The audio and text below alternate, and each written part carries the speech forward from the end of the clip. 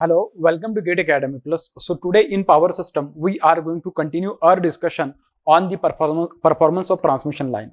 In this particular lecture, we are going to discuss about the numerical based on the power flow of transmission line.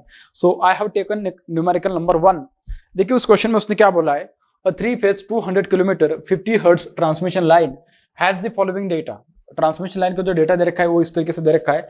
The transmission line parameter A equals to D equals to 0.938 at an angle of 1.2 degree, whereas the B parameter has the value of 131.2 at an angle of 72.3 degree, and whereas the value of the C parameter is given as 0.001 at an angle of 90 degree Siemens में दे रखा है. ठीक है, आगे उसने बोला है कि the sending end voltage is 230 volt. sending end voltage कितना दे रखा है? 230 volt दे रखा है.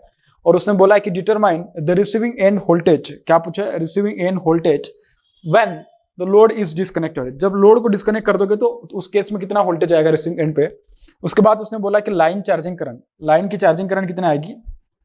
ठीक है, उसके बाद उसने बोला कि the maximum power that can be transmitted eight the receiving end voltage eight 220 kV. मतलब कि जब रिसीविंग एंड की जो वोल्टेज है 220 kV होगी तो उस केस में मैक्सिमम पावर कितने ट्रांसफर होगी. And the corresponding load receiving the power required at 220 kV. ठीक है भाई, ये उसने जो मेंशन किया है उसके बारे में अपन अभी डिस्कस करते हैं. सबसे पहले क्या करोगे, गिवन डेटा क्या उसको लिख लो and then we will proceed with what question. ठीक है, आपके पास ट्रांसमिशन लाइन कैसे दे रखा है, 3-phase सिस्टम दे रखा है, तो यहाँ पे लिखो कि 3-phase सिस्टम दे रखा है. As nothing is mention about the configuration of the connection employed in this transmission line, whether it is a star connection और delta connection, then we will by default go with what 3-phase connection, 3-phase star connection. ठीक है, उसके बाद उसने length of transmission line दे रखे कितना दे रखा है, उसने 200 किलोमीटर दे रखा है, फ्रीक्वेंसी दे रखा है. ठीक है, ये सब चीजें उसने दे रखी है. अब मैं डायरेक्टली बात करूंगा ए पैरामीटर और डी पैरामीटर की वैल्यूज के बारे में, which is equal to 0.938 at an angle of 1.2 degree, at an angle of what 1.2 degree, whereas the B parameter का जो वैल्यू उसने दे रखा है, this is given as 131.2 at an angle of 72.3 degree, and C parameter का value उसने दे रखा है आपको 0.001 at an angle of 90 degree, और ये दे रखा है अपन को सीमेंस में. किसमें दे रखा है? सीमेंस पे दे रखा है. ठीक है, अब जो उसने बोला उसके अकॉर्डिंग अगर बात करें तो देखिए सबसे पहले उसने बोला receiving end voltage when the load is disconnected. सबसे पहले आप क्या करो, जो आपके पास एबीसीडी पैरामीटर्स जो है वीएस और वीआर का, जो वीएस और आईएस का जो इक्वेशन है in terms of ABCD parameter, उस इक्वेशंस को लिख लो. So VS is equals to A times of VR plus B times of what IR. ठीक है, similarly IS is equals to A times of VR plus what B times of IR plus what B times of IR. इस तरीके से है. ठीक है, जब मैं वीएस को लिखूंगा तो देखिए वीएस को क्या लिखा जाएगा, VS is equals to A times of VR plus B times of I R. ठीक है, ये है आपके पास सेंडिंग एंड की voltage in terms of what ABCD parameter, and this is what sending end की current in terms of ABCD parameter. बात समझ में आ रही है? ठीक है, जो उसने बोला उसके अकॉर्डिंग अगर मैं बात करूं तो देखिए the receiving end voltage when the load is disconnected. आप देख सकते हो उसने क्या बोला है, when the load is what disconnected. जब लोड को डिस्कनेक्ट कर रहे हैं इसका मतलब क्या, लोड की जो रिसीविंग एंड की जो करंट होगी वो कैसे हो जाएगी, आपकी receiving end current will be what 0. इसका मतलब क्या, आईआर का वैल्यू कैसा हो जाएगा 0. अगर आईआर 0 होगा तो मुझे एक बात बोलेगा, वीएस का जो वैल्यू आएगा this will be what VS is equals to A times of what VR, A times of what VR. ठीक है, वीएस 0 होने के बाद इसका वैल्यू कितना आ जाएगा, सॉरी आईआर 0 होने के बाद वीएस का वैल्यू हो जाएगा ए टाइम्स ऑफ वीआर. इस तरीके से उसने अपन को रिसीविंग एंड की वोल्टेज पूछी, so VR is equals to what VS upon what A, VS upon what A. इस तरीके से बोला उसने. अब देखिए वीएस का वैल्यू अगर आप अभी तो उसने जो बोला उसके अकॉर्डिंग अगर लिखा तो अब यहाँ पे उसको एक्चुअली देखा जाए तो परफेस में लिखना चाहिए. ठीक है, और मैं डायरेक्टली यहाँ पे परफेस भी लिखूंगा और डायरेक्टली उसको लाइन वोल्टेज में भी लिख दूंगा एक एक बार. ठीक है, तो वीआर का वैल्यू अगर मुझे पता करना है तो वीआर देखिए कैसे आ जाएगा, VR is equals to Vs upon A which is equals to Vs का वैल्यू उसने कितना दे रखा है, अगर आप थोड़ा सही से देखोगे तो उसने मेंशन किया the sending end voltage is 230 volt. Sending end की वोल्टेज कितने दे रखी है उसने, 230 वोल्ट दे रखी है. क्या दे रखा है उसने, 230 वोल्ट दे रखा है. सो देखिए इसका वैल्यू कितना आ जाएगा, लेकिन 230 वोल्ट और उसको पर फेज में लेना. सो this is 230 divided by what √3 divided bye आपके पास, मैं सिर्फ उसके अगर सपोज मैग्नीट्यूड की बात करूं तो मैग्नीट्यूड के लिए सिर्फ मैं यही लूंगा, ये बन जाएगा आपके पास 0.938. ठीक है, मैं सिर्फ उसकी मैग्नीट्यूड ले रहा हूँ. ठीक है, तो अगर मैं ए का इतने वैल्यूज लूंगा तो उसमें यहाँ पे मॉडल लगाने की जरूरत नहीं, क्योंकि मैंने ऑलरेडी मेंशन कर दिया कि यहाँ पे मुझे सिर्फ उसके मैग्नीट्यूड चाहिए. ठीक है, क्या चाहिए, मैग्नीट्यूड चाहिए. बात समझ में आ रही है? तो ये कितना आ जाएगा, 230 डिवाइडेड बाय 0.938 डिवाइडेड बाय √3, ये आ रहा है आपके पास 141.56. जो वी आर का वैल्यू आ रहा है, पर फेज वैल्यू जो आ रही है आपके पास वी आर के, this is equal to what 141.56 volt, ठीक है। लेकिन ये कैसी वैल्यू आपके पास, पर फेज वैल्यू है। कैसी वैल्यू आपके पास है, पर फेज वैल्यू, ठीक है। लाइन वैल्यू आप पता कर सकते हैं कि वी आर मल्टीप्लाई बाय √3 कर दो, जो वैल्यू आई है उसको, तो यहाँ से आपको क्या पता चल जाएगा, करेक्ट, आपको पता चल जाएगा लाइन वोल्टेज। अब बात करते हैं अपन किसके बारे में, अपन बात करते हैं लाइन चार्जिंग करंट के बारे में। तो लाइन चार्जिंग करंट के लिए मुझे क्या करना पड़ेगा, आईएस का इक्वेशन लिखना पड़ेगा। सिमिलरली जैसे कि मैंने यहाँ पे बोला कि लाइन चार्जिंग करंट कब आएगी आपके पास, जब रिसीविंग एंड की, मतलब जब नो लोड कंडीशन होती है तभी चार्जिंग करंट पिक्चर में आता है, ठीक है। जब नो लोड कंडीशन होगी और तभी चार्जिंग करंट पिक्चर में आएगा। तो मुझे एक बात बोलो, आईएस के इक्वेशन में मुझे क्या पुट करना पड़ेगा, IR = 0 पुट करना पड़ेगा। क्या पुट करना पड़ेगा, IR = 0 पुट करना पड़ेगा। जैसे मैंने बोल दिया कि IR = 0, तो IS का जो एक्सप्रेशन आ जाएगा that will represent as what, IS will be equal to what, line charging current. Because अगर आप सिस्टम को देखोगे तो उसमें एक ही करंट फ्लो होगी उस टाइम पे, और दैट विल व्हाट, जो सेंडिंग एंड करंट आएगी वही तो आपके पास चार्जिंग करंट आएगी, ठीक है। तो इस केस में जो आपके पास जो करंट आएगी that will be what IS, and IS is equal to what, IS is equal to, अरे सॉरी, ये आएगा C और यहाँ पे आ जाएगा D, ठीक है। तो देखिए भाई, आपके पास जो सेंडिंग एंड साइड के जो और रिसीविंग एंड साइड के जो वोल्टेजेस है in terms of ABCD parameter, उनको कैसे लिख सकते हैं अपन, उनको अपन को इसके पहले भी लिखा है बहुत बार अपन ने। तो this is written as VS = what, A times of VR plus what, B times of IR plus what, B times of IR, इस तरीके से लिखा जाएगा, ठीक है। मैं इसको बोल रहा हूँ इक्वेशन नंबर 1। सिमिलरली मैं किसके लिए लिखूंगा, IR के लिए लिखूंगा, सॉरी IS के लिए। तो IS is equal to what, C times of VR plus what, D times of IR plus what, D times of IR, and this is nothing but what, equation 1. This is nothing but what, equation 1. So from equation 1 I can write it as VS is equals to A times of VR plus B times of what IR plus what B times of IR, इस तरीके से लिख सकता हूं मैं। और देखिए उसने बोला क्या बेसिकली, अगर आप उसको देखोगे तो उसने क्या बोला है, उसने बोला कि disconnected, when the load is disconnected then in this case what will be the receiving end voltage, in this case what will be the receiving end voltage. इसका मतलब कि जब लोड को डिस्कनेक्ट कर दिया जाएगा तो IR का वैल्यू कितना बन जाएगा, 0 एम्पियर। क्या बनेगा, 0। अगर ये 0 हो जाएगा तो ये क्या बन जाएगा, 0 बन जाएगी ये वाली टर्म। अगर ये वाली टर्म 0 बन जाएगी तो VS का वैल्यू क्या आ जाएगा, VS is equal to what, A times of VR, VS is equals to what, A times of VR, इस तरीके से बनेगा। So the value of VR is equals to what, this will be written as VS upon A, VS upon what A। इस तरीके से अगर मुझे सिर्फ VR का मैग्नीट्यूड चाहिए तो सिर्फ मैं यहाँ पे उसका मैग्नीट्यूड ले लूंगा, क्या लूंगा, मैग्नीट्यूड लूंगा। तो VS का वैल्यू उसने दे रखा है अपन को 230 वोल्ट बोला है उसने। अगर आप देखोगे तो देखिए उसने क्या बोला है, sending end voltage is 230 volt, sending end voltage is what, it is 230 volt, ऐसा उसने मेंशन किया है। So this will be written as what, 230 divided by what, A का वैल्यू कितना है, 0. लेकिन उसको 230 बाय √2 ऐसा लिखना, √3 लिखना क्योंकि फेज में लिखा जाएगा। This will be write as 0.938, इस तरीके से लिखा जाएगा, ठीक है। ये इस तरीके से लिखा जाएगा।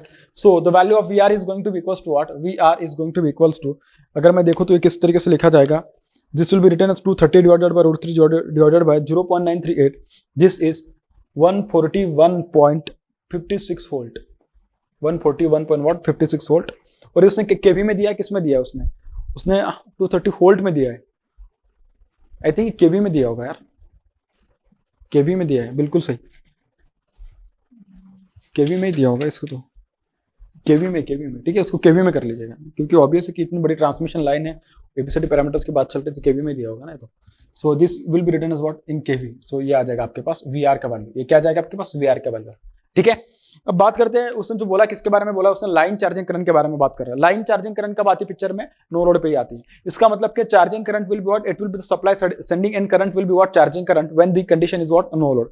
तो नो लोड केस में क्या हो जाएगा, सेंडिंग एंड की जो करंट होगी आपके पास वही कौन सी करंट बनेगी, चार्जिंग करंट बनेगी एट नो लोड। अगर नो लोड पे वाली करंट अगर आपके पास चार्जिंग करंट बनने वाली है तो मुझे एक बात पता है क्या कि चार्जिंग सॉरी मुझे या अपन सबको एक बात पता है क्या, नो लोड पे जो करंट आती है आपके पास रिसीविंग एंड साइड की, वो करंट कैसे होती है, 0 एम्पियर। अगर वो करंट 0 एम्पियर तो ये करंट कैसे हो जाएगी, 0। अगर ये करंट 0 होगी तो आपके पास जो IS का इक्वेशन आ रहा है, तो IS का इक्वेशन क्या आ रहा है, IS equals to what, C times of VR। So IS is equals to C times of VR।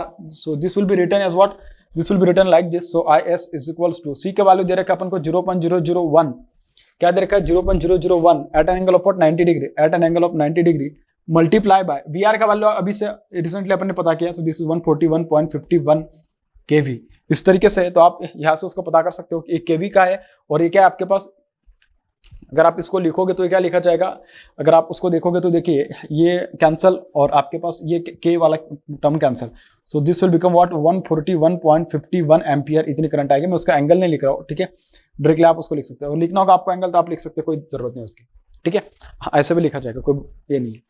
तो सेकंड पार्ट भी अपन ने पता कर लिया। अब बात करते हैं थर्ड पार्ट के बारे में। उसने क्या बोला, देखिए उसने बोला कि the maximum power that can be transmitted at a receiving end when the receiving end voltage is 220 kV। ठीक है, मैक्सिमम पावर कितने ट्रांसफर हो सकते हैं उसके बारे में बात किया, और उसके लिए कंडीशन भी पता होना चाहिए कि when we can transfer the maximum power in this particular case. तो उसके लिए सबसे पहले आपको क्या पता होना चाहिए, जो पावर फ्लो के इक्वेशंस होते हैं वो इक्वेशंस के बारे में पता होना चाहिए। ठीक है, तो maximum power that can be transfer in this particular case can be given as PS is equals to S, this is equals to VS into VR divided by what, B at an angle of, अब मैंने P ले ही लिया है तो उसको directly मैं लिख देता हूं, क्या, this will be cos of what, this will be cos of beta minus del minus VR का square divided by what, minus A into VR का square minus A into VR का square divided by B into cos of beta minus alpha into what, cos of beta minus alpha. इस तरीके से अगर आपको याद आ रहा है तो देखिए मैंने इसी एक्सप्रेशन को जो डिफरेंशिएट किया था PS को with respect to what del, तो उस टाइम पे मैंने कंडीशन पता करी थी, जिस कंडीशन से मुझे ये पता चला था कि what can be the condition at which the maximum power can be transfer. तो उस कंडीशन से अपन को एक बात पता चली थी, क्या, जब बीटा का वैल्यू डेल के बराबर हो जाएगा, क्या, जब बीटा का वैल्यू डेल के बराबर होगा तो ये जो कंडीशन होगी, at this particular condition the maximum power will be transferred. So I can say that at beta equals to del P max will be transferred. P max will be what? Transferred to the load. Will be transferred to the load. To the what? Load. बात समझ में आ रही बेटा? ठीक है, इस तरीके से आप उसको ट्रांसफर कर सकते हो। बात समझ में आ रहा है? ओके। अगर आपको ये समझ में आ रहा है तो देखिए तो बहुत अच्छी बात है कि उसने अपन को ये वाला कंडीशन पता चल गया, तो मतलब यहाँ से फिर आगे वाली इक्वेशन बहुत ही आसान हो जाएगी। लेकिन उसमें उसने एक बात बोली अपन को, क्या बोला उसने, देखिए उसने बोला कि उस केस में जो रिसीविंग एंड वोल्टेज है आपके पास वो कैसे होने वाला 220 kV और सेंडिंग एंड वोल्टेज कैसे आपके पास 230 kV। तो इन दोनों इक्वेशंस को अगर आप ध्यान में रखोगे तो वहां से आपको एक बात और पता चलेगी कि जो इक्वेशन है वो तो बहुत ही छोटा बन जाएगा अभी, क्योंकि अपन को एक बात पता चली, cos of beta equals to del अगर हो जाएगा तो दोनों अगर मतलब cos of beta equals to beta minus beta मतलब क्या, cos 0 cos 0 is nothing but what 1। तो इक्वेशन देखो और कितना छोटा हो गया। ये जो इक्वेशन है बेटा ये बन गया आपके पास VS VR upon B, VS into VR upon B minus A into VR square minus A into VR square upon B into what, cos of beta minus alpha. इस तरीके से बन जाएगा। सो दिस इज, मैं directly 3 phase power की बात कर रहा हूँ, ठीक है, सिंगल फेज पावर भी पता करने आप पता कर सकते हैं। यहाँ पे VS और VR इनके वैल्यू कैसे इन टर्म्स ऑफ पर फेज आप वैल्यूज उसके ले सकते हो। सो VS का वैल्यू 230, ये केवी में सारे याद रखना, ठीक है, और VR का वैल्यू 220 माइनस दोनों का डिनोमिनेटर सेम है तो मैं डायरेक्टली फाइनल एक ही डिनोमिनेटर लिखूंगा, माइनस A का वैल्यू कितना 0.938 इंटू VR का वैल्यू कितना 220 का स्क्वायर, VR का वैल्यू कितना 220 का square multiply by cos of beta का वैल्यू कितना है, बीटा का वैल्यू अगर आप देखोगे तो 72 डिग्री है, 72.3 डिग्री है, और वो कितना है 1.2 डिग्री है। So this is nothing but 72.3 degree minus 1.2 degree. This entire term is divided by what, this entire term is divided by B, it is divided by what, B, और B का value कितना आपके पास, जो B का value उसने दे रखा है दिस इज 131.2 इस तरीके से दे रखा है। बात समझ में आ गई, ठीक है। अगर ये आपको समझ में आ गया तो भाई अपन यहाँ से PS का वैल्यू पता कर लेते हो, this will be 230 minus 220 minus 0.938 into 220 into 220 into cos of 72.3 minus 1.2 this divided bye 131.2, ठीक है। यहाँ से जो भी पावर आ रही है this is 3 phase power and it is in what, megawatt, क्योंकि मैंने बोला था कि 10 का पावर 3, ये भी 10 का पावर 3 तो 10 का पावर 6 बन जाएगा। So this is 273.58 megawatt. कितनी आ रही है पावर जो आपके पास आ रही है, sending end power, maximum power that can be transferred at this particular condition, it is given by what, it is equals to 273.58 megawatt, 58 watt megawatt, इस तरीके से। So this is the 3 phase power that can be transmitted to the what, load. This is maximum power. बात समझ में आ रही। अब आप इसी इक्वेशन को यूज करके क्या कीजिएगा, आप इसी इक्वेशन को यूज करके आप रिएक्टिव पावर को भी ट्रांसफर कर सकते हैं, और इसी इक्वेशन को यूज कीजिएगा, ट्राई कीजिएगा रिएक्टिव पावर फाइंड करने की, ठीक है। बात करते हैं नेक्स्ट क्वेश्चन के बारे में। देखिए भाई बात करते हैं क्वेश्चन नंबर 2 के बारे में। क्या बोला इस क्वेश्चन में उसने, 3 phase short transmission line, 3 phase short transmission line has a per phase impedance of 0.3 plus j 0.4 ohm if the receiving end voltage is 6351 volt per phase and the voltage regulation is not to exceed to 5%, then calculate the maximum power that can be transmitted. The receiving end power factor while supplying the maximum power, the total line loss for the transmission line while supplying the maximum power, while supplying the what, maximum power. सबसे पहले क्या करते हैं अपन, जो data given है उसके बारे में डिस्कस कर लेते हैं and then we will solve the question. ठीक है, गिवन क्या है, सबसे पहले देखो उसने इंपेडेंस के पहले तो बात ये होनी चाहिए कि मतलब आपकी जो ट्रांसमिशन लाइन दे रखी है 3 फेज दे रखी है, कुछ मेंशन नहीं किया इसका मतलब स्टार कनेक्शन कंसीडर करके आप आगे चलोगे। शॉर्ट ट्रांसमिशन लाइन दे रखी है, जो इंपेडेंस दे रखा है उसने पर फेज दे रखा है। ठीक है भाई, तो आपके पास जो इंपेडेंस है so ZS is equal to 0.3 plus J 0.4। ठीक है, तो इसका मैग्नीट्यूड क्या आ जाएगा 0.5, tan इनवर्स ऑफ क्या आ जाएगा 4/3 आ जाएगा, tan inverse of 0.4 divided by 0.3 which is nothing but what, ये क्या एंगल बनेगा आपके पास, दिस विल बी 53.13 डिग्री। क्या बनेगा 53.13 डिग्री बनेगा। बात समझ में आ रही है। उसके बाद उसने क्या बोला, the receiving end voltage VR का value and this is given us what, it is अ पर फेज वोल्टेज। एक्चुअली कैसे वोल्टेज दे रखी है उसने, पर फेज वोल्टेज दे रखी है। ठीक है भाई, 6351 वोल्ट। बात समझ में आ रही है। तो सेकंड केस में उसने दे रखा है अपन को receiving end voltage which is given अस पर फेज, दिस इज 6351 वोल्ट पर फेज है। ठीक है, इस तरीके से अगर आप उसको √3 से मल्टीप्लाई कर दोगे तो आपको VL is equal to VR, this is equal to √3 multiply by 6351 volt which is equal to what 11 kV, which is equal to what 11 kV आएगा मेरे हिसाब से। फिर से एक बार मैं क्रॉस चेक कर लेता हूँ। 635 वोल्ट, बिल्कुल ठीक है, 11 kV आ रहा है। ठीक है, तो ये आएगा आपके पास VL which is equal to what VR, इस तरीके से। उसके बाद उसने क्या बोला है, and the voltage regulation is not to exceed 5%। Voltage regulation कैसा बोल रहा है वो, नॉट टू एक्सीड 5% ऐसा बोल रहा है। ठीक है, अगर ऐसा बोल रहा है तो देखिए अपन के पास एक फॉर्मूला है, क्या है अपन के पास, क्या है भाई, वोल्टेज रेगुलेशन का फॉर्मूला है। और फॉर्मूला क्या है आपके पास, voltage regulation, percentage voltage regulation is equals to VR no load, क्या है VR नो लोड माइनस, अरे यार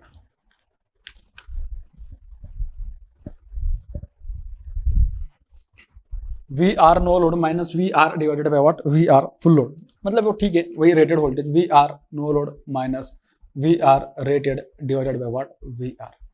लेकिन ये कैसा आ जाएगा, सारे के सारे मैग्नीट्यूड्स में आएंगे, सारे के सारे कैसे आ जाएंगे, मैग्नीट्यूड वाइज आ जाएगा, इस तरीके से आ जाएगा। ठीक है, सो दिस माइनस VR, ठीक है, multiply by what 100, multiply by what 100।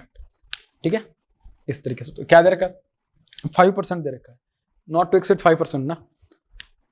So this is 5 divided by VR no load minus VR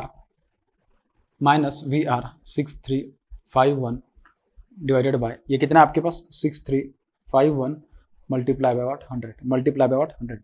So this is 5 into 6351 divided by 100 plus 6351 is equals to what, VRNL। ठीक है, सो VRNL is equals to, देखिए कितना आएगा, ये बनेगा आपके पास 5 multiply by 6351 divided by 100 plus 6351, ये बन रहा है आपके पास क्या, दिस इज 666.55 668.55 वोल्ट। ये यार आपके पास क्या, receiving end voltage at no load आ रहा है। ठीक है, VRNL। ठीक है, और एक्चुअली क्या होगा ना कि आपके पास अगर सपोज में A का वैल्यू 1 मान लो और यहाँ पे जो पैरामीटर्स दे रखे उसके अकॉर्डिंग अगर मैं बात करूँ, जनरली ऐसा होता है कि आपके पास जो नो लोड वोल्टेज होगी वही सप्लाई साइड की वोल्टेज होगी। ठीक है, so VS is equals to VRNL which is equals to what, this is equals to 668.55 volt. ये आ गया आपके पास, क्योंकि शॉर्ट ट्रांसमिशन लाइन दे रखी है। कैसे ट्रांसमिशन लाइन दे रखी है, शॉर्ट ट्रांसमिशन लाइन दे रखी है, क्योंकि अब जब भी अपन ABCD पैरामीटर की बात करती है वो तो लॉन्ग ट्रांसमिशन लाइन के लिए होती है, शॉर्ट ट्रांसमिशन लाइन है। तो शॉर्ट ट्रांसमिशन लाइन के बारे में अगर थोड़ा और आपके थोड़ा डिस्कस करके बता दूं, देखिए आपके पास क्या होता है, यहाँ पे रेजिस्टेंस होता है ट्रांसमिशन लाइन का, ये रिएक्टेंस होता है। ठीक है, यहाँ पे आपके पास लोड है, यहाँ पे आपके पास क्या सपोज की लोड है और जिसको मैंने डिस्कनेक्ट किया, इस लोड को क्या किया मैंने, डिस्कनेक्ट किया। ठीक है, ये इस तरीके का लोड है मेरे पास, बात समझ में आ रही है। So this is nothing but what, load, इस तरीके से। सो ये आपके पास है RL और ये क्या आपके पास JXL, this is transmission line resistance, transmission line reactance. ठीक है, इस तरीके से आपके पास है। और मैंने बोला कि मैंने अगर लोड को डिस्कनेक्ट कर दिया कि तो रिसीविंग एंड की वोल्टेज जो आएगी मेरे पास VRNL, ये जो वोल्टेज आएगी, ये जो वोल्टेज आएगी मेरे पास, ये वोल्टेज कैसे होगी, इसमें आपके पास जो रिसीविंग एंड पे जो वोल्टेज आ रही है वो इस तरीके से वोल्टेज आएगी कि जो वोल्टेज यहाँ पे वही वोल्टेज यहाँ पे आएगी। क्यों आएगी, इसके लिए क्योंकि जो यहाँ से जो करंट जा रही है ना IS is equal to 0 ampere. अगर IS 0 तो इसका एक बात बोलो कि IR का वैल्यू कितना होगा, this is also 0 ampere. It means IS 0 होने की वजह से इसमें ड्रॉप और इसमें ड्रॉप, दोनों ड्रॉप कैसे हो जाएंगे 0। अगर दोनों ड्रॉप 0 तो मुझे एक बात बोलेगा VS is equal to VRNL which is equal to 668.55 volt. बात समझ में आ गई, ओके। अगर आपको इतना समझ में आ गया तो देखिए अपन आगे बात करते हैं किसके बारे में? अब अपन आगे बात करते हैं भाई कि पावर का जो एक्सप्रेशन उसके बारे में बात करते हैं। तो देखिए पावर का एक्सप्रेशन क्या आएगा आपके पास, power P is equals to, इसके पहले जैसे मैंने एबीसीडी पैरामीटर के लिए लिखा था, सिमिलरली मैं by using the word impedance उसको कैसा लिखा जाएगा ये भी मैंने आपको इसके पहले समझा दिया, लेकिन एक बार फिर आपको मैं एक बार लिख के देता हूं expression. This will be what, और इसके लिए मैंने कंडीशन में लिख के दिया था आपको अगर याद आ रहा हो तो, Vs into what VR divided by what Z into what cos of theta minus what cos of theta minus del किसका एंगल होता है, वीएस का एंगल होता है, ये भी अपन ने डिस्कस किया था, माइनस ये क्या आया था आपके पास, this is nothing but we are square divided by Z into what cos of theta, इस तरीके से अपने डिस्कस किया था। And this theta is nothing but angle of impedance Z, so this is cos of theta Z, this is also cos of theta Z, इस तरीके से, ठीक है। और आपको एक बात पता होगी क्या कि जो इंपेडेंस एंगल होता है वही आपके पास क्या कॉस ऑफ थीटा जेड है, इसके लिए मैंने उसको ऐसा लिखा। और जो इंपेडेंस एंगल होता है कैसे होता है आपके पास, जो इंपेडेंस एंगल होगा आपके पास वो होगा इस तरीके से, ठीक है। ये होता है आपके पास क्या भाई, ये होता है आपके पास इंपेडेंस एंगल। तो देखिए भाई कि इंपेडेंस एंगल किस तरीके से आपके पास, ये जो इंपेडेंस एंगल आपको देखने के लिए मिलेगा ये आएगा आपके पास यहाँ पे रेजिस्टेंस, यहाँ पे आएगा आपके पास रिएक्टेंस, ठीक है, यहाँ पे आएगा आपके पास क्या रिएक्टेंस, उसके बाद यहाँ पे एंगल आएगा थीटा जेड, ये आएगा आपके पास क्या जेड, ये क्या आएगा आपके पास जेड। मैं क्या कर रहा हूँ, कॉस ऑफ थीटा जेड को इन terms of what, in terms of Z अगर लिखना चाहूँ तो उसको लिखा जाएगा आपके पास क्या, cos of theta z is equals to what, cos of theta z is equals to r divided by z, so this is nothing but what, r divided by z। तो cos of theta z की जगह पे मैं इसको लिख दूंगा, ठीक है। तो आपको जो सही लगे आप उस तरीके से जा सकते हैं, आप डायरेक्टली इस एक्सप्रेशन को थोड़ा मॉडिफाई करके आप ऐसा भी लिख सकते थे कि p is equals to vs into what, vr divided by what, divided by z into cos of theta z minus del minus V are square into R divided by what, Z square divided by what, Z square, इस तरीके से भी आप लिख सकते हो, ठीक है। लेकिन उसने जो कंडीशन दिया उस कंडीशन के अकॉर्डिंग अगर मैं बात करूं तो देखिए उसने क्या बोला क्वेश्चन नंबर 1 में, उसने बोला कि the maximum power that can be transfer. देखिए मैक्सिमम पावर के लिए इसमें जो केस कंडीशन होगा, जो कि इसके पहले अपने देखा था उसमें क्या था, del is equal to beta, ऐसा बोला था आपने। यहाँ पे बीटा की जगह पे क्या इंपेडेंस है, तो इसका मतलब क्या, इस केस में अगर देखा जाए तो जो एंगल होगा आपके पास किसका, जो एंगल होगा किसका, एंगल जो होगा आपके पास इंपेडेंस का, मतलब क्या जो जेड का एंगल है थीटा जेड, इसका मतलब क्या theta Z must be equal to what, del, और theta Z equal to del, अगर ये वाली कंडीशन होगी तो इसी कंडीशन में आपको पॉसिबल होगा मैक्सिमम पावर ट्रांसफर, क्या होगा, मैक्सिमम पावर को ऑब्टेन करना पॉसिबल होगा इस केस में। इसका मतलब क्या, अगर cos of theta Z equal to cos of sorry, इसका मतलब क्या, if theta Z is equal to del then only it is possible to transfer the what, maximum power. क्योंकि अगर आपको इसके लिए अगर कंडीशन डिराइव करना है तो आप ट्राई कीजिएगा कि DP divided by D del, A वाला कंडीशन के लिए आप क्या कीजिएगा, उसको डिफरेंशिएट कीजिएगा, डिफरेंशिएट करने के बाद इक्वल टू 0 कीजिएगा, वहां से आपको कंडीशन मिल जाएगी, उस कंडीशन से आपको पता चलेगा कि थीटा जेड का वैल्यू जो है वो डेल के बराबर होना चाहिए if you want to obtain the maximum power transfer to the load, ठीक है। तो इस केस के लिए जो आपके पास जो पावर का एक्सप्रेशन बनने वाला है, that is going to be equal to PS is equal to Vs into VR divided by what, Z minus cos of theta z और del दोनों सेम है, इसका मतलब क्या, theta z minus theta z is nothing but 0, so cos of 0 is 1, so this is Vs into VR divided by Z minus VR का square into cos of theta z, so cos of what, theta z divided by what, Z। मैंने बोला कि आपको चाहिए तो ये वाला formula जाना होगा तो इस फॉर्मूले से भी जा सकते हो, और आपको चाहिए तो ये वाला फॉर्मूला, आपको जो फॉर्मूला सही लगे आप उससे जा सकते हो, ठीक है, उस तरीके से। तो Vs का वैल्यू आपको पता है, VR का वैल्यू आपको पता है, similarly cos of theta Z का वैल्यू आपको पता है, cos ऑफ थीटा जेड का वैल्यू आपको पता है, ठीक है। तो चलते हैं भाई, Vs का वैल्यू क्या आपके पास, दिस इज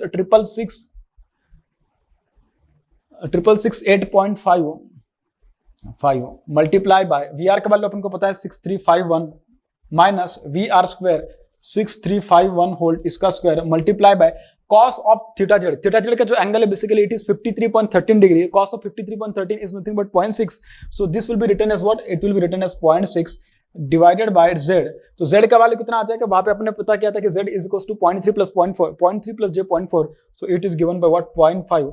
यहां से आएगा आपके पास क्या p, तो यहाँ पे देखिए कि उसका वैल्यू कितना आने वाला है, तो जो इसका वैल्यू आएगा आपके पास this will be 668.55 multiply by 6351 minus 6351 का square into 0.6 into 0.6 divided by 0.5। तो ये जो आंसर आ रहा है आपके पास, ये आ रहा है आपके पास मेगावाट में, एंड दिस इज 36.3016। कैसे आ रहा है, this is nothing but 36.30101 actually, ये आ रहा है किसमें, मेगावाट में, एक इसमें आ रहा है मेगावाट में आ रहा है। लेकिन अगर आप उसको थोड़ा सही से देखोगे तो आपको एक बात यहाँ से समझ में आएगी कि ये जो पावर आ रही है कैसे आ रही है, 3 फेज पावर है, सिंगल फेज पावर है, this is single phase power actually. क्यों, because I have utilized the values of Vs and VR as what, per phase values. If these are the per phase values then the power obtain it will also be what, per phase. If you want to obtain the what 3 phase power then multiply the per phase power by 3, then you will get the what 3 phase power. So this is equals to what, this is equals to 3 multiply by 36.30, so this will be what, क्या आ जाएगा ये, देखिए इसका value कितना आने वाला है, इसका वैल्यू जो आएगा भाई आपके पास this will be this multiply by 3, ये आ रहा है 108.9 मेगावाट। कितना आ रहा है, this is equal to 108.9 megawatt, 108.9 megawatt. So this is what, this is nothing but 3-phase power. This is nothing but what, 3-phase power. This much amount of power will be transferred to the what, receiving end side when the value of theta z is equals to what, del, and then only in this case it is possible to transfer the maximum power. बात समझ में आ रही है? Okay जो उसने जो second question बोला है उसके बारे में अगर डिस्कस करें तो देखिए उसने सेकंड क्वेश्चन में क्या बोला है, the receiving and power factor, उसने क्या बोला, receiving end power factor while supplying the what maximum load, while supplying the what maximum power, sorry. अब ये वाली कंडीशन अगर उसने बोली तो मुझे एक बात बोलेगा, अगर आपको ऐसी कंडीशन चाहिए कि उसमें कैसे पावर आप ट्रांसफर करोगे, जो पावर ट्रांसफर हो रही कहां पे जा रही है, लोड साइड पे जा रही है, ठीक है, तो उसका मतलब कि the maximum power transfer it is given us what that much. अगर आपको ये वाली कंडीशन चाहिए कि जिसमें आपको पावर फैक्टर पता करना है तो उसके लिए आपको क्या क्या पता होना चाहिए, इसके लिए आपको रिसीविंग एंड साइड का रिएक्टिव पावर भी पता होना चाहिए, so that by using reactive power and active power you can estimate the value of power factor, you can estimate the value of power factor. तो ठीक है, अपन रिएक्टिव पावर का भी वैल्यू पता कर लेते हैं। तो रिएक्टिव पावर का वैल्यू क्या आ जाएगा, सेम उसका वैल्यू आएगा जो कि इसका पी का वैल्यू आया था, बस डिफरेंस ये होगा कि यहाँ पे आपके पास कॉस की जगह पे क्या आ जाएगा, साइन आ जाएगा, क्या आ जाएगा, साइन आ जाएगा, ठीक है। तो अपन उसका एक्सप्रेशन लिखते हैं, so this is nothing but what, reactive power की Q is equals to Vs into VR divided by Z, divided by what, Z, Vs into VR divided by Z into sine of theta Z minus del minus VR का square divided by Z into what, into cos of theta z, into what, cos of, sorry cos नहीं आएगा, sign आएगा ना, ये आएगा आपके पास into sine of theta z, इस तरीके से आएगा। जैसे कि अपन ने बोला कि from the condition of what maximum power transfer, from the condition of what maximum power transfer, so from the condition of maximum power transfer in this particular case, उसके लिए क्या कंडीशन थी, theta z is equal to what, del के बराबर होना चाहिए, hence as theta z is equal to del, तो ये अगर मैं उसमें रखूं तो ये क्या बन जाएगा आपके पास, डिस्कार्ड हो जाएगा, क्योंकि sine theta z minus theta z is nothing but sine zero is zero, so आपके पास जो q का एक्सप्रेशन आएगा, this will be q is equal to minus vr का square into sine of theta z divided by what, z, ये आ जाएगा minus of vr square. तो अगर आपको साइन थीटा z का value in terms of XL अगर लिखना होगा तो आप क्या लिखोगे, XL by z, it will be what, sine of theta z, तो आप उसको लिख सकते हैं एक्सएल बाय व्हाट, z, तो ये z स्क्वायर बन जाएगा, ठीक है। तो देखते हैं कि इसका वैल्यू कितना बन रहा है आपके पास। अगर इसके वैल्यू के अगर बारे में बात की जाए तो बेटा देखिए vr का वैल्यू आपको पता है क्या है, दिस इज माइनस 6351, इसका स्क्वायर मल्टीप्लाई बाय एक्सएल के वैल्यू है 0.4 डिवाइडेड बाय z का वैल्यू कितना है 0.5, तो इसका आ जाएगा क्या, स्क्वायर, इसका क्या आ जाएगा, स्क्वायर। तो देखिए ये क्या आ जाएगा आपके पास, दिस इज 6351, इसका square multiply bye 0.4 multiply by what, 0.4 divided by 0.5, इसका स्क्वायर, तो यार आपके पास मेगावाट में, ये भी 3 फेज पावर नहीं है, ये भी सिंगल फेज पावर है, यार 64.53 मेगावाट, क्या आ रहा है, Q is equals to, this is equals to, देखिए 64.53, this is nothing but what, this is also in megawatt, this is also in what, megawatt, ये क्या है, ये भी मेगावाट में। बात समझ में आ रही है, ये यार आपके पास के रिएक्टिव पावर की वैल्यू, ये क्या है आपके पास, रिएक्टिव पावर की वैल्यू आ रही है, ठीक है। और अगर 3 फेज रिएक्टिव पावर चाहिए आपको तो देखिए Q 3 फेज, ये क्या आपके पास basically, this is Q single phase, तो ये आएगा आपके पास 3 मल्टीप्लाई बाय 64.53, ये कितना आ जाएगा आपके पास, this will be, this multiply by 3, ये आएगा आपके पास कितना, 193.60 मेगावाट, क्या आ जाएगा, मेगावाट में आ जाएगा। और कैसे आ जाएगा, 3 फेज रिएक्टिव पावर आएगी, सो this is 3 phase reactive power, इस तरीके से। बात समझ में आ रही। तो ये रहा आपके पास एक्टिव पावर, ये रहा आपके पास का रिएक्टिव पावर। और अगर आपको क्या पता करना है, अब आपको पता करना है क्या, आपको पता करना है कि रिसीविंग एंड का पावर फैक्टर क्या आएगा। तो देखिए आपको क्या पता है, पावर ट्रायंगल पता है, तो पावर ट्रायंगल क्या है आपके पास, देखिए जो पावर ट्रायंगल होता है उसमें अपन को एक बात पता है, क्या पता है भाई, कि ये जो पावर बनेंगे आपके पास, ये आएगा आपके पास क्या, पावर ट्रायंगल, ये क्या आएगा आपके पास, पावर ट्रायंगल आएगा। सो this is nothing but what, power triangle, इस तरीके से है। तो ये आएगा आपके पास Q, this will be what, P, और ये आएगा आपके पास क्या, यस, और ये आएगा आपके पास क्या, पावर फैक्टर एंगल फाई, ठीक है, इस तरीके से। अगर मुझे यहां से क्या लिखना है, सपोज अगर मुझे tan phi लिखना है तो tan phi is written as what, tan phi is equals to what, Q upon P, tan phi is equals to what, Q upon P। तो phi का वैल्यू क्या आ जाएगा, phi will be equals to what, tan inverse of phi Q upon P, क्या आएगा, Q upon P, Q upon P। तो Q upon P भाई जो वैल्यूज उनके आए उस वैल्यूज को अपन पुट कर देते। दिस 193.6 डिवाइडेड बाय 108.9 और इसका क्या आएगा, इसका आएगा tan इनवर्स। तो ये आ रहा है आपके पास 60.64। क्या आ रहा है, जो फाई का जो वैल्यू आ रहा है this is 60.64 degree. So as phi is equal to 60.64, तो आपके पास जो cos फाई का वैल्यू आएगा, cos ऑफ 60.64 का जो वैल्यू आएगा, this will be equals to what, this will be equals to 0.5 के आसपास आएगा क्या, cos ऑफ आंसर 0.490, ये आ रहा है 0.490 और ये आएगा लैगिंग पावर फैक्टर। ठीक है, इस तरीके से आ रहा है आपके पास। लैगिंग आएगा लीडिंग आएगा, कैसे डिसाइड करोगे? तो देखिए भाई, यहां से जो आपके पास cos फाई का जो वैल्यू आएगा, cos ऑफ 60.64, यह आएगा आपके पास कितना, अगर cos ऑफ 60.64 अगर मैं देखूं तो दिस विल बी 0.490, इस तरीके से आएगा। लैगिंग आएगा लीडिंग आएगा। रिएक्टिव पावर का नेचर देखो, पॉजिटिव आ रहा है नेगेटिव आ रहा है। As the reactive power is what negative, as the reactive power is what negative, यहां से आपने देख लिया था, यहाँ पे आपने देखा, जैसे कि अपन को पता है कि रिएक्टिव पावर नेगेटिव, इसका मतलब क्या, पावर फैक्टर कैसा होगा, लीडिंग नेचर का होगा। Power factor will be what, it will be what leading nature. ये कैसा होगा आपके पास, लीडिंग नेचर का होगा। ठीक है, लीडिंग नेचर का होने वाला है। ये फर्स्ट पार्ट था, उसके बाद सेकंड पार्ट था अपने अभी जो फिलहाल डिस्कस किया। ठीक है, रेगुलेशन से, उसके बाद वो वाला सेकंड पार्ट। अब बात करते हैं थर्ड पार्ट के बारे में, जिसके बारे में उसने बोला है कि the total line loss for the transmission line. क्या बोला उसने, टोटल लाइन लॉस के बारे में डिस्कस कर रहे हैं।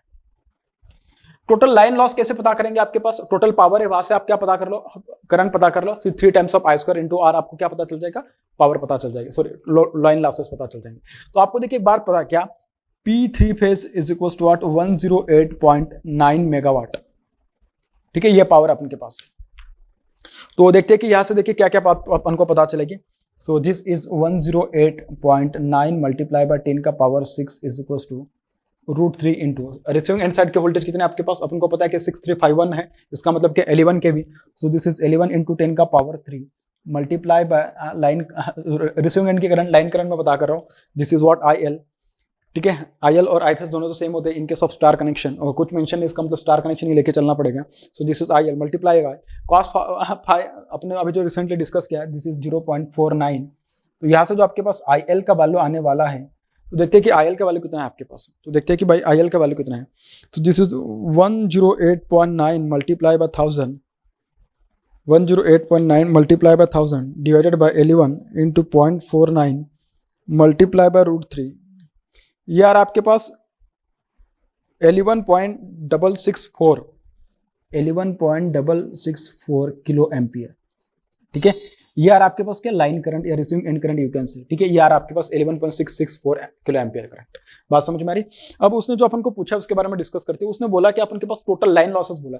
अगर टोटल लाइन लॉसेस की अगर बात चले तो बेटा तो क्या आ जाएगा आपके पास, P लॉस। ठीक है, और 3 फेज मतलब तीनों फेज का, this will B 3 times of what IL।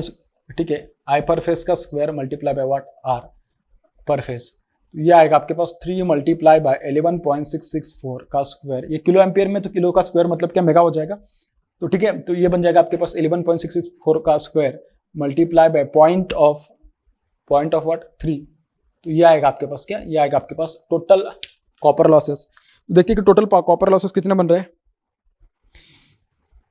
3 multiply bye 11.664 इसका स्क्वायर मल्टीप्लाई बाय 0.3, ये बन रहा है आपके पास 122.44। कितना बन रहा है, ये बन रहा है आपके पास 122.44 और ये बन रहा है मेगावाट। किसमें बन रहा है, मेगावाट में बन रहा है। और ये क्या बन रहा है आपके पास, P3 phase, this is nothing but what, power loss, this is nothing but what, power loss. इस तरीके से बन रहा है। ठीक है, बहुत ही सिंपल है, बस आपको क्या है ना, थोड़ा पेशेंटली एग्जांपल्स को सॉल्व करना है, बाकी कुछ नहीं। अब 1-2 क्वेश्चन, अब 2-3 बातें मैं इसमें डिस्कस कर लेता हूँ, भले उसने मेंशन नहीं करिए। उसमें पूछेगा कि इफिशिएंसी क्या आएगी। देखिए इफिशिएंसी कैसे पूछोगे और कैसे पता करोगे इफिशिएंसी को, सीधा एकदम सीधी बात है भाई, कुछ भी नहीं है। इसके पहले भी अपने ऐसा एग्जांपल सॉल्व किया, efficiency is equals to what, P out upon what, P out plus what, P losses. So P out कितना आपके पास, this is 108.9 divided by 108.9 plus what plus 122.44। Imran अबे काहिल तरह कड़तन गडर कर लपो। देखिए भाई, बात करते हैं क्वेश्चन नंबर 3 के बारे में। ये बहुत बढ़िया क्वेश्चन है। क्या बोला उसने?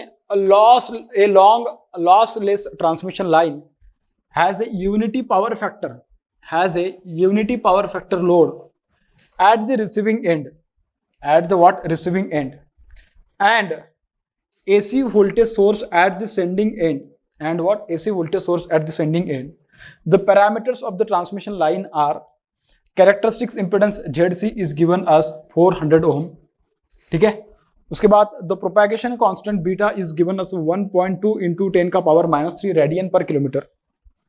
Length of transmission line is given as 100 kilometer. The equation relating the sending end and receiving end is Vs equals to VR cos of beta L plus J times of ZC into sin of beta L into IR. Basically, this is nothing but what?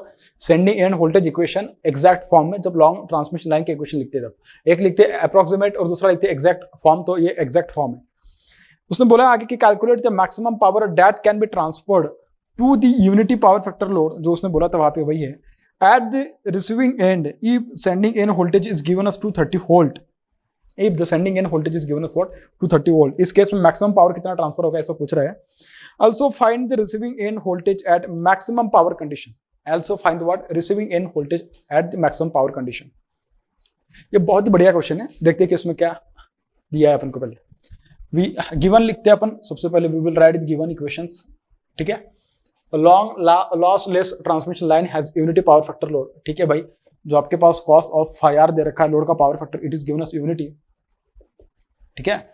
उसके बाद जो उसने बोला उसके according अगर देखा जाए तो उसने क्या बोला अपन को? ZC कैरेक्टरिस्टिक्स इंपीडेंस दे रखा है अपन को 400 ओम। उसके बाद उसने बीटा दे रखा है propagation constant which is equals to this is 1.2 into 10 का power -3 into radian per kilometre. Actually propagation constant beta को फेस कांस्टेंट बोलना चाहिए, लेकिन जो आपके पास जो टोटल गैमा होता है ना, गैमा क्या लिखते हैं अपन? Gamma is equals to what? Alpha plus J beta, ठीक है। लेकिन ये 0 है, इसके लिए gamma equals to what? Beta. इसके लिए क्या हो जाएगा? Gamma equals to J beta हो गया इसके लिए, ठीक है। ऐसा उसका बेसिकली कहना है। और यहाँ पे जे बेसिकली नहीं, यहाँ पे नहीं है, यहाँ पे लिखा होगा जी, ठीक है। हाँ, यहाँ पे लिखा, ठीक है। ये इस तरीके से बेसिकली एक्चुअली ये क्या लिखना चाहिए उसको डायरेक्टली लिखना चाहिए था, गैमा लिखना चाहिए था, लेकिन ठीक है उसने ऐसा लिखा है। इसमें अल्फा एब्सेंट है। एब्सेंट मतलब दिया नहीं तो जीरो, मतलब एटेन्यूएशन जीरो होगा। तो जो दिया है, ठीक है। Length of transmission line is given as L is equals to what? 100 kilometre. तो अगर मैं बीटा L अगर लिखूँ, beta L is equals to 1.2 into 10 का पावर -3। किलोमीटर से किलोमीटर कैंसिल हो जाएगा। अगर मैं इसको किलोमीटर से मल्टीप्लाई कर दूँ तो ये बन जाएगा 100 किलोमीटर। तो ये बन जाएगा 1.2 into 10 का power -1 which is equals to what? 0.2 radian, which is equals to what? 0.2 radian. और ये बन जाएगा आपके पास क्या? बीटा एल बन जाएगा, ठीक है। ये बन जाएगा आपके पास beta L, this is equals to what? 0.12 radian, इस तरीके से, ठीक है भाई। The equations relating sending end and receiving end are given us. जैसे कि देखिए उसने जो दिया उसके अकॉर्डिंग अगर मैं बात करूं तो बोल रहा है कि Vs is equals to what? Cos of beta L into VR plus J times of ZC into sine of beta L into what? IR, ठीक है। ऐसा उसने लिखा है। और अगर आप IS का इक्वेशन लिखोगे तो उसमें लिखा जाएगा क्या? उसमें लिखा जाएगा Z, हाँ, 1/ZC, सॉरी ZC लिखा जाएगा Z अपॉन 1/, सॉरी डायरेक्टली लिख दूँ मैं, IS is equals to 1/, sorry ये आ जाएगा Z, और ये बन जाएगा आपके पास क्या? ये बन जाएगा ZC sine of beta L into VR plus this will be what? Cos of beta L into what?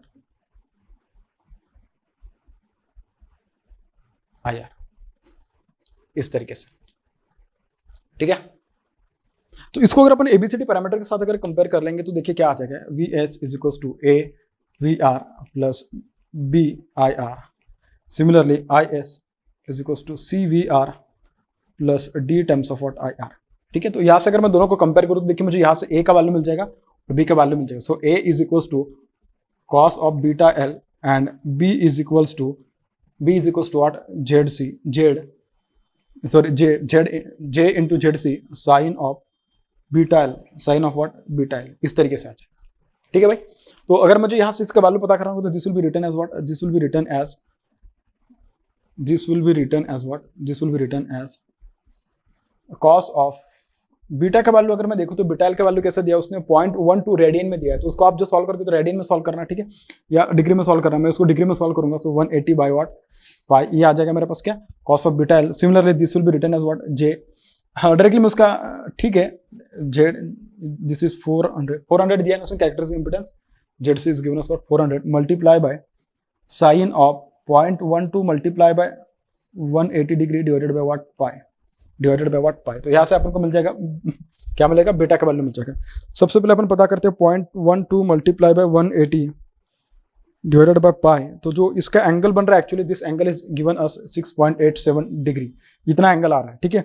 तो अगर मैं उसका कॉस ले लूँ तो कॉस में एंगल आ रहा है मेरे पास 0.9928। सो आपके पास जो ए का वैल्यू आ रहा है दिस इज इक्वल टू 0.998 और उसका एंगल आएगा 0, क्या आएगा, एंगल 0 आएगा, ठीक है, क्योंकि कांस्टेंट टर्म दे रखी है आपके पास कॉस ऑफ बीटा, ठीक है। सिमिलरली अगर मैं इसकी बात करूँ तो देखिए आपके पास ये क्या आएगा, sine of 6.87 multiply by 400 multiply by 400, इसका वैल्यू आ रहा है 47.84, कितना आ रहा है 47.84, और ये जे की वजह से उसका एंगल कितना बन जाएगा 90 डिग्री, उसका एंगल कितना बन जाएगा 90 डिग्री, ठीक है। सो आपके पास देखिए ए पैरामीटर का वैल्यू आ गया और बी पैरामीटर का वैल्यू आ गया। So A is equal to 0.998 at an angle 0 और बी का जो वैल्यू आया आपके पास this is basically 47.84 at an angle of what 90 degree, at an angle of what 90 degree. A और बी पैरामीटर के वैल्यू अपन के पास बेसिकली आ गए, ठीक है। आपको जिस फॉर्म में सही लगे आप उस फॉर्म में जाके उसको सॉल्व कर सकते हैं, कोई दिक्कत नहीं, आप उसको डायरेक्टली साइन ऑफ मतलब बीटा एल गामा एल के फॉर्म में आप उसको सॉल्व कर सकते थे, लेकिन ये बहुत ही आसान फॉर्म है, इसके लिए मैं उसमें उसको कन्वर्ट कर दिया। अपन को पावर का फॉर्मूला पता है भाई, क्या, power P is equal to VSVR upon what B, and this is cos of beta minus del minus A into V are square minus A into V are square divided by B into cos of beta minus alpha minus what, cos of beta minus alpha, ठीक है, इस तरीके से भाई। सो देखिए यहाँ से अपन को एक बात पता चलेगी, यहाँ से अपन को क्या पता चल गया, ठीक है, उसने जो दिया है तो लिख लिया, एक बार और फिर अपन को रिएक्टिव पावर का फॉर्मूला लिखते हैं, वहां से अपन को एक और चीज मिलने वाली है। So VSVR upon B into sine of, ये आएगा beta minus del minus A V are square divided by B into cos की जगह पे आ जाएगा sine, so this will be sine of beta minus alpha, sine of what, beta minus alpha, and this will be written as what, Q reactive power की तरह लिखा जाएगा, ठीक है। अब जो रिएक्टिव पावर उसने जो बोला, लोड का नेचर कैसा बोला उसने, लोड का नेचर उसने बोला आपके पास purely unity power factor load बोल रहा है। अगर यूनिटी पावर फैक्टर लोड होगा तो आपके पास जो लोड की जो रिक्वायरमेंट है रिएक्टिव पावर का, that will be equal to what, 0।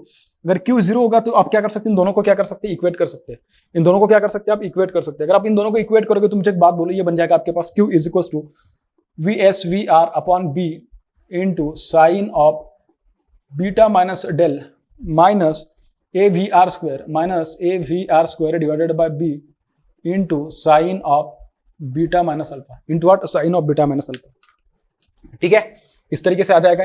तो देखिए यहाँ से क्या क्या चीज अपन को देखने के लिए मिलेगी, यहाँ से अपन को देखने को मिलेगा VSVR अपॉन बीटा, तो देखिए दोनों साइड से कैंसिल हो जाएगा, तो बीटा का तो सवाल ही नहीं आता, तो सिर्फ दो ही टर्म आ जाएंगे आपके पास, VSVR into sine of beta minus del, beta minus what, del is equals to a times of VR square into sin of beta minus alpha into what, sin of beta minus alpha, ठीक है। तो देखिए यहाँ से एक VR cancel, यहाँ से एक VR कैंसिल, ठीक है। अब अपन को क्या करना है, VR का value in terms of VS पता कर लेना। So VR is equal to VS into sine of beta minus del divided by sine of beta minus alpha into what, sine of beta minus alpha, ठीक है। अपन को देखिए del का value पता नहीं, लेकिन बीटा का वैल्यू पता है, अल्फा का वैल्यू पता है, साइन का VS का वैल्यू पता है। तो देखिए साइन ऑफ इसका वैल्यू अगर मैं पुट करूं तो दिस इज 90 डिग्री और ये क्या आपके पास, दिस इज 0 डिग्री, ठीक है। 90 minus 0 is nothing but 90, so sine 90 is equal to 1। अगर साइन 90 1 हो जाएगा तो मुझे एक बात बोलो, आपके पास यहाँ से जो VR का जो वैल्यू देखने के लिए मिल रहा है, VR का जो वैल्यू देखने के लिए मिल रहा है, देखिए कितना मिल रहा है आपको, VR is equal to VS into what, sine of beta minus del, इस तरीके से अपन उसका वैल्यू देखने के लिए मिल रहा है। कहीं पे गड़बड़ तो नहीं होगी ना, हाँ ठीक है भाई, करेक्ट है। तो VR का वैल्यू अपन के पास आ गया, VR is equals to VS into sine of beta minus del, क्या है बीटा माइनस डेल, तो मैं ठीक है उसमें बीटा का वैल्यू पुट करें तो ये बन जाएगा आपके पास VS into cos of del, ये आ जाएगा आपके पास के वी आर का वैल्यू, ये क्या आएगा आपके पास वी आर का वैल्यू। इस तरीके से आ गया भाई, ठीक है। तो अब अपन क्या करते हैं ना, यहाँ से अपन को वी आर का value in terms of V S पता चल गया। अब अपन क्या करेंगे, उसको एक्टिव पावर का जो एक्सप्रेशन है, क्योंकि अपन के पास है ना डेल का वैल्यू नहीं, इसके लिए अपन को थोड़ा मतलब कि उसको इतना पूरा लिखना पड़ा और उस सेंस में मतलब उस तरीके से अपन उसको बनाना पड़ा, उसको कन्वर्ट करना पड़ा। अदरवाइज देख ले, अगर डेल का वैल्यू पता होता तो इसी फॉर्मूले से मैं चला जाता, मुझे ये फॉर्मूले की जरूरत भी नहीं होती। और इसीलिए उसने अपन को इन्फॉर्मेशन दी है कि the power to be transferred at the receiving end is what unity power factor, मतलब एट यूनिटी पावर फैक्टर। इसके लिए अपन को यहाँ से उसने एक इन्फॉर्मेशन मिलने वाली थी, इसके लिए उसने अपन को ये वाली कंडीशन दी थी, ठीक है। अपन बात करते हैं अभी कि एक्टिव पावर का जो एक्सप्रेशन होगा उसमें किस तरीके से चेंजेस आएंगे, उसके बारे में डिस्कस करते हैं। So this is going to be equals to P is equals to VS into VR। So VS into VR का वैल्यू क्या है आपके पास, VR का value in terms of VS, याद रखना मैं इस इक्वेशन में उसको पुट कर रहा हूँ, ठीक है। तो ये आएगा आपके पास क्या, this is going to be actually equals to VS square into cos of del multiply by cos of beta minus del, मतलब 90 minus del, this entire term divided by B minus A into VR square minus A into VR square into cos of beta minus alpha. Beta का value अपन को पता है कितना 90 और alpha का value कितना 0, सो this will be cos of 90 minus 0 this divided by what b, this divided by what b। बात समझ में आ गई। अपन को पता है cos 90 is what 0, so cos 90 0 it means this is 0 cancel, so this will become what 0, ठीक है। तो अपने के पास जो एक्सप्रेशन बनेगा this will be p into vs square into cos of del multiply by cos of 90 minus del is nothing but what sin del divided by b divided by what b। इस तरीके से बन जाएगा। तो अब देखिए मुझे क्या करना है कि न्यूमरेटर और डिनोमिनेटर दोनों में मैं क्या करता हूं ना कि दो को एडजस्ट कर देता हूं, so that I will get the formula of what sin del। तो देखिए sin 2 del, तो ये बन जाएगा आपके पास क्या, this will become VS square multiply by sin of 2 del divided by 2 beta divided by 2b, so this will become what, this will become p। ये क्या बन जाएगा, p के बराबर बन जाएगा। उसने अपन को बोला क्या, उसने बोला कि मैक्सिमम पावर के लिए उसने पूछा है, तो मैक्सिमम पावर के लिए अगर पूछा तो इस एक्सप्रेशन को क्या करना पड़ेगा, मुझे डिफरेंशिएट करना पड़ेगा with respect to what, with respect to del.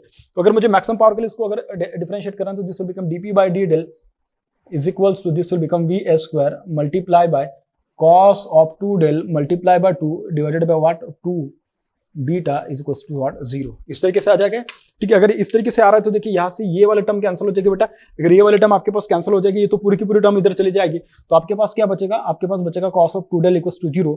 और cos of 2 del equal to 0 तभी पॉसिबल हो सकता है जब cos इनवर्स ऑफ 0 का वैल्यू कितना बन जाएगा, π/2 के बराबर बन जाएगा। So this will become 2 multiply by what 90, तो डेल का वैल्यू कितना बन जाएगा, del is equal to what 45 degree. तो डेल का वैल्यू कितना बन जाएगा, 45 डिग्री बन जाएगा।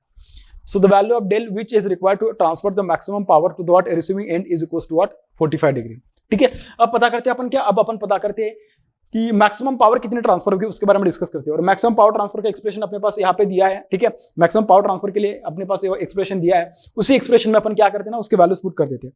तो उसमें देखिए उसका वैल्यू कितना आ रहा है भाई, उसके बारे में डिस्कस करते हैं। So p is equals to VS square into sin of 2 del divided by what 2b is equals to what 2b।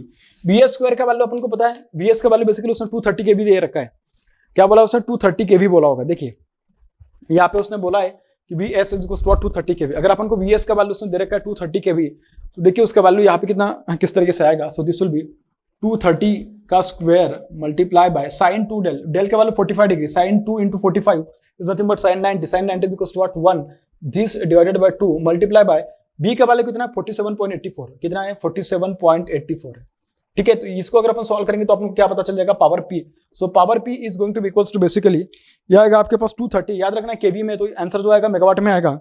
सो इसका square divided by this is 2 multiply bye 47.84, ये बनेगा आपके पास 552.88 मेगावाट, 552.88 मेगावाट, क्या बनेगा 88 megawatt. So this is the maximum power which will be transfer to the receiving end side.